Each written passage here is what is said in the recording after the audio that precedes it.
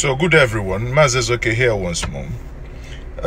Just a quick, or rather I say for today's video I will be talking about the Northernization agenda of Nigeria, if that is real or if it's that an imaginary thing. And to drive this point home, we need to look at the historical context of what has been happening in Nigeria. Okay, so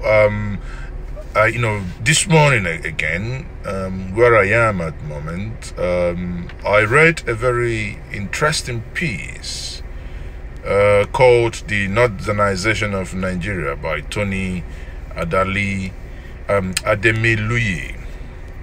and that was published on Guardian's newspaper this morning. Now, Tony made a very fair point here, because he's gone on a journey of a comparative analysis of what's been happening. And his argument, Tony said that during the British colonial rule, the agitations for independence was largely a Southern affair. And that statement is a no-brainer. Because if you cast your mind back, there is no single name, not even one, that you can remember that ever agitated for the independence of Nigeria. It was only the Southerners. You had the pioneers then, Herbert Macaulay. You had people like Dr. Nnamdi Azikiwe, and you had people like Dr. Obafemi Awolowo. Now, and during that time, the Southerners, who had, because Southerners had the earlier benefit of Western education, basically, and courtesy of the noble activities of missionaries, largely spearheaded the agitation for self-rule. Self-governance was done because a lot of people were lettered, and when when education opens your mind, you begin to talk about equality and you begin to want to have a better society. But there is one fundamental thing: in all this time, no Northerner was ever mentioned or was ever in the know what was happening. That was why when Pa Anthony Nahoro actually moved a motion for independence, the North basically kicked against it and said we weren't ready. That was in 1954. So now the first broad-based political party in Nigeria, if you guys remember, that's the Nigeria National Democratic Party, NNDP. And that party was founded by Herbert Macaulay in 1923 in Lagos. Now, at that time, it was indeed, Lagos was the hotbed of political activities. Eventually, you had cities and states like Calabar, basically these two states were the southern states, and other states eventually began to, come up. Equally, there was the Nigerian Youth Movement, the dominance then of the NCNC. Why is this historical context so important? It's important that we get these things into perspective. Eventually, NCNC, that is the National Council for Nigeria and Cameroon, was founded. Again, bear attention to names. It was founded by Herbert Macaulay and Dr. Nnamdi Azikiwe. Eventually, in 1951, Chief Obafemi Awolowo actually founded another group called the Action Group. That's the political parties. There were only two northern political parties in pre-independence Nigeria, and they never hit it. The Southerners were thinking nationalistic in nature, but when the Northerners came out, it never bothered them. They actually showed what they think, and they said, do you know the name of their political party? The Northern People's Congress was the only political party that existed pre-independence was the Northern People's Congress, the NPC, which was founded by Alhaji Sir Ahmadu Bello and the Northern element, the Northern Elements Progressive Union, what they call the NEPU. Now, bear in mind, these two political institutions, the NEPU and the MPC. The NEPU was founded by Alhaji Aminu Kano, and these two had two distinct things in their names. They called Northern. They weren't interested in what was happening elsewhere in Nigeria. The Southern leaders were the ones thinking about Nigeria. The North was thinking about the North. Would you begrudge them for that? Would you? Now, so these two parties weren't nationalistic in outlook. In fact, the NPC blocked the independence motion of 1953 when Chief Anthony Enahoro of the Action Group moved the motion for it, for us to have independence in 1956. The indirect rule which the British adopted worked best in the North. I mean, everybody knows that. And when the independence came in 1960, it was the reward time for them. Now, the cunning Brits, this is where some of us argue that the cunning Brits knew what was happening and they saw this coming. That was why that they ensured that the North, based on its population size, had half of the seats in the parliament, which made it impossible for either the Action Group, which was nationalist, well, not entirely nationalistic like the NCNC, but nationalistic in the name, that they had to win without a coalition government.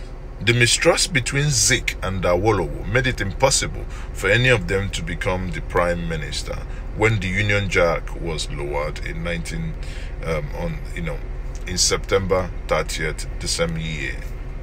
The North, as we know it, had the distinction of a non-nationalistic becoming the country's first prime minister, and the sense of entitlement it became to the issue of political leadership began to spring up.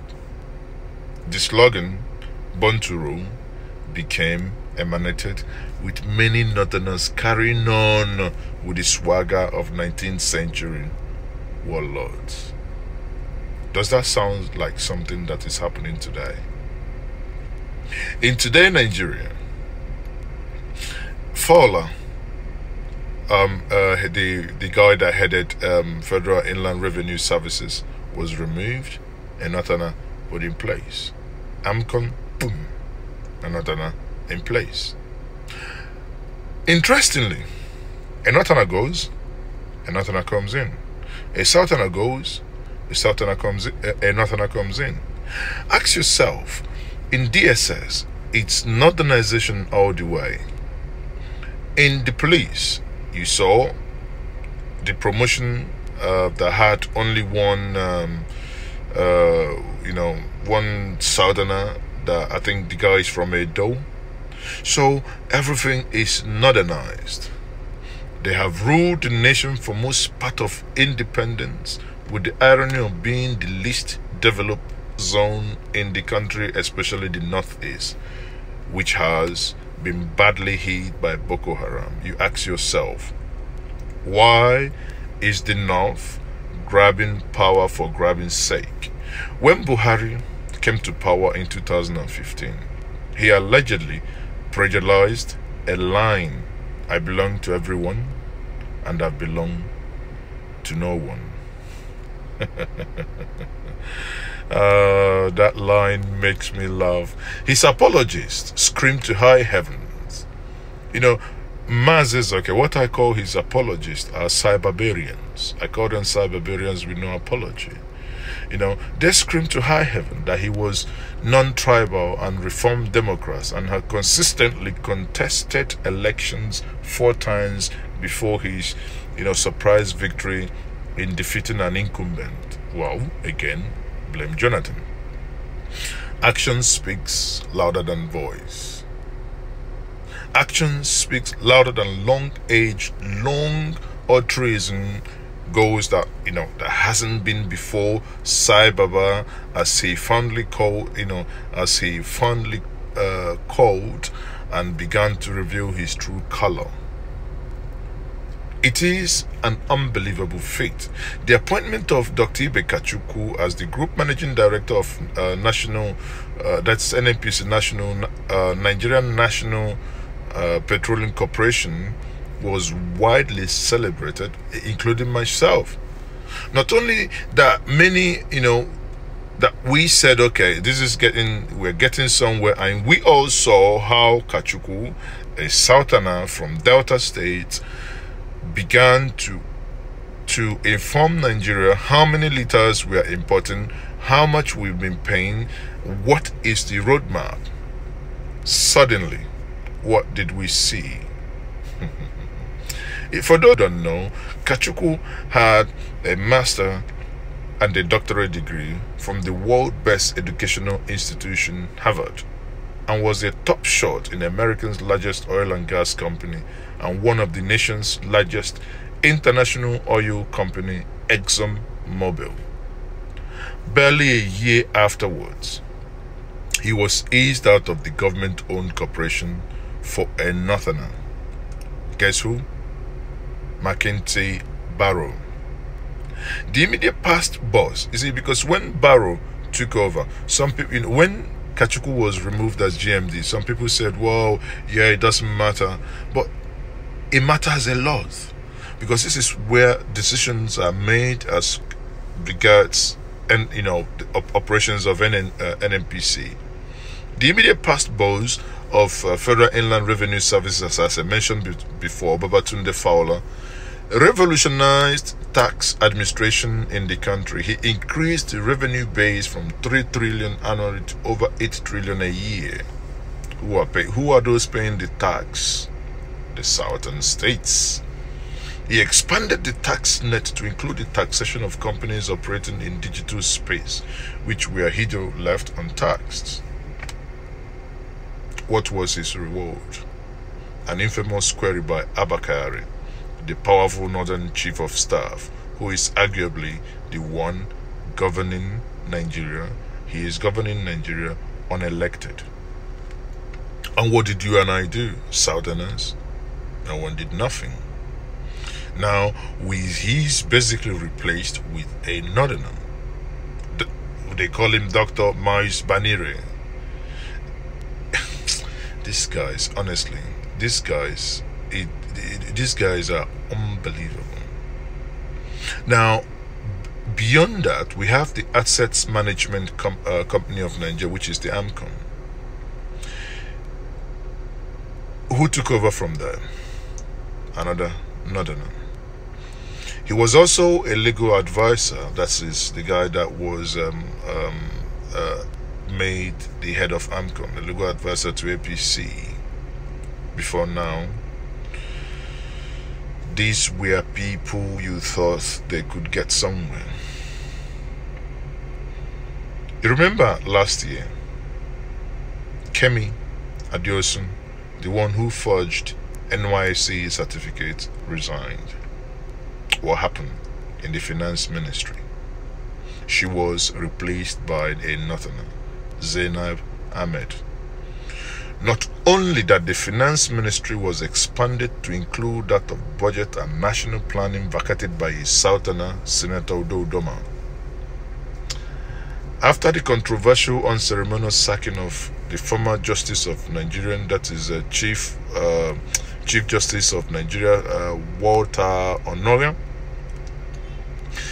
a Northerner, an aeroplane driving Northerner, Justice Tanko Mohammed, immediately succeeded him, despite the presence of many Southern justices of the Supreme Court who were eminently overqualified. Most of the service chiefs are from the north. In spite of all these things happening, many Southerners still support the Northernization clearly seen by everyone. Remember when Ihejirika was the chief of army staff? Ihejirika tried overrunning the Boko Haram, and the North shouted that attacks on Boko Haram is an attack on the North. The Northernization agenda has given people wanting to break away from Nigeria. Then you ask them, why not? What is the essence of being together as a nation if the only thing that happens in Nigeria is as a result of one section of the country having the upper hand? Today, Nigeria is governed by Northwest and the Northeast. Every other region of Nigeria today, they are basically nothing but onlookers. The nation is adrift. Mazi Ezoka have advocated for several times. Why can't we return at the barest minimum, since we don't want to restructure, revert back to the 1963 constitution that gave rise to rapid development? That's when we had eastern Nigeria that comprised the today southeast and south. They can develop at their own pace, regional autonomy and regional governance. What is happening? All these things happening is the reason why the nation is adrift. We keep saying it. There is a Northernization agenda, and it's hurting the whole nation. Some of the Northerners are already shouting that these Northernization, because we don't know what's going to happen. Whenever anyone takes over from Buhari and begins to unbundle the madness, begins to unbundle all the injustices done by Buhari, enough. If you have any element, if you have thinking people among you, it is time to begin to shout. This nation will break in your hand. And if we are not able to restructure this nation to go back to the time of 1963 constitution that allows for regional governance, can we please, without shedding blood, divide the nation? Can we please call it a quit? Can we please go to 1963 constitution, or can we please go to Aburi Accord? Mazi Ezoka, how can that be? I drive from Port Harcourt to Owerri. From Port Harcourt to Owerri, between LL and Owerri, you go through about 21 checkpoints, 21 police military checkpoints. 21. I did that yesterday. 21. Majority of those guys standing there are Northerners, trying to, extorting money from you. I mean, there was a particular paper that they requested from me yesterday, and that really got me mad. You know what paper is? The car I have is tinted glass. Suddenly someone says, the guy said, and his name is Aminu. I didn't want to basically record him in order to stay alive, but he asked a very silly question. He said, can I see your tinted glass application? Not permit, application. And I said, what for? You have the tinted glass license there, which has been paid for. Now you want to see the application. I asked him, what do you need the application for? Of course, you apply, then you get the tinted permit. So this thing doesn't make sense.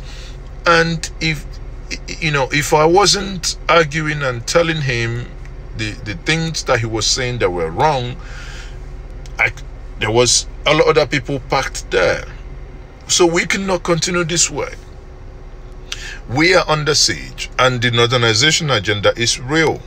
The North needs to retrace their steps. Nigeria, if it has to be a nation, it has to be governed in regions. Stay in your northern region I stay in my southern region. Or, you know, if I want to build international airports, I build international airport without any interference from Abuja, isn't it? If I want to build seaport, we can do it. Then if that is not good for us, please can we call it a quit? The marriage should be over. You don't marry someone by force. If you're married to someone and that person says, I no longer feel comfortable in this marriage, please call it a quit. And that's what we are saying. It is not by force. The Southerners actually fought for the independence of this nation.